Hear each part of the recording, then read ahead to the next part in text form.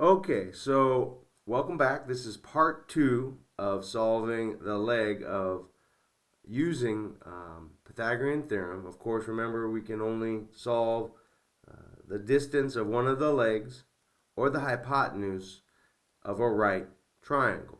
So here we're going to check our answer to make sure we got the value of A correct. And this is how you can do it for any exam. Remember, if I'm going too fast, please stop, pause, rewind the video, watch it as many times as you need to, and then pick up where you have left off. All right, so the first step, and remember in the last video we solved for A. A was the value of 2 times the square root of 11. B was given and C values were given.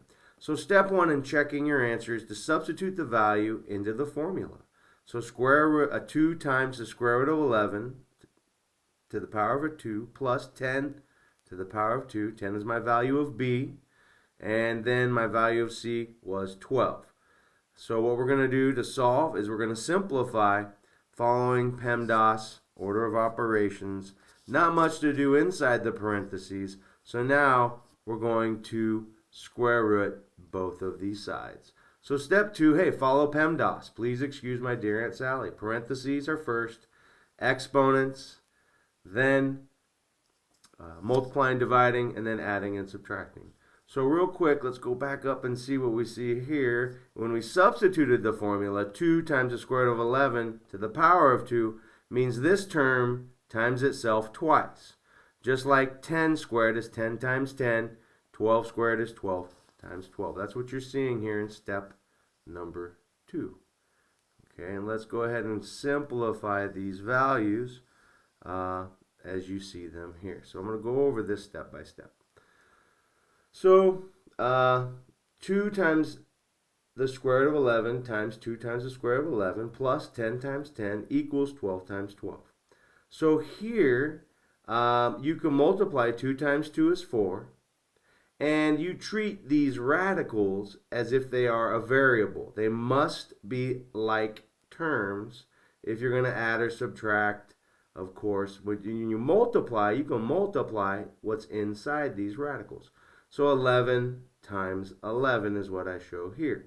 Now there's two ways to simplify this. You can multiply 11 times 11 to get 121 inside the radical, and then multiply 4 times the square root of 121.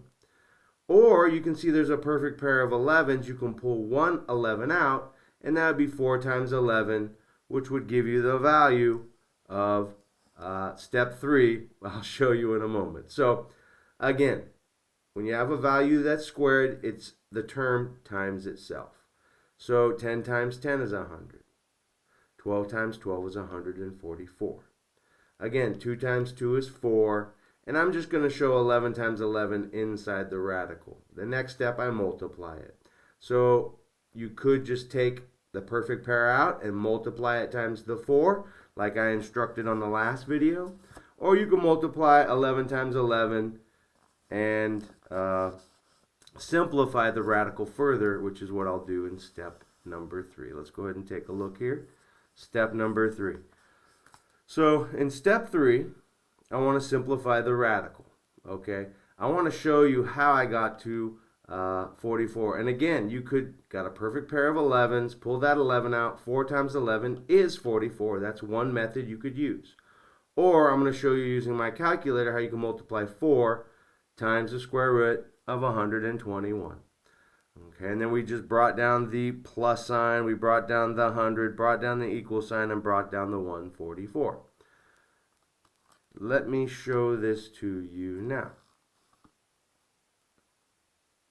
So I'm going to multiply 4 times the square root of 121. Clear, clear, clear. 4, I hit the 4, I hit the multiplication symbol.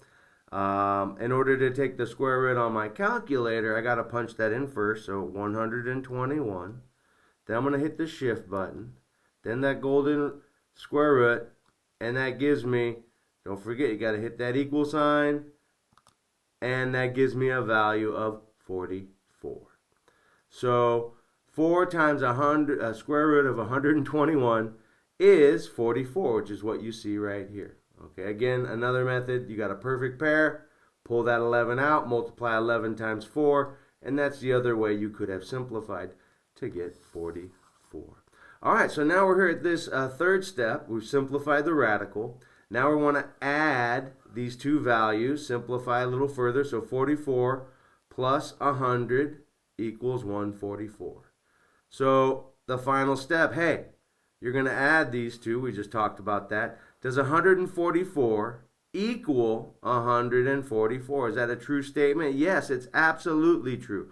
The left side equals the right side. So, by that nature, A has got to be 2 times the square root of 11. This is how you're going to check your answers on any Pythagorean theorem type of problem. I hope this was helpful. Again, this is a recorded video, so go back, watch it as many times as you have to, and hopefully this will help you out. Thanks for joining. Take good care.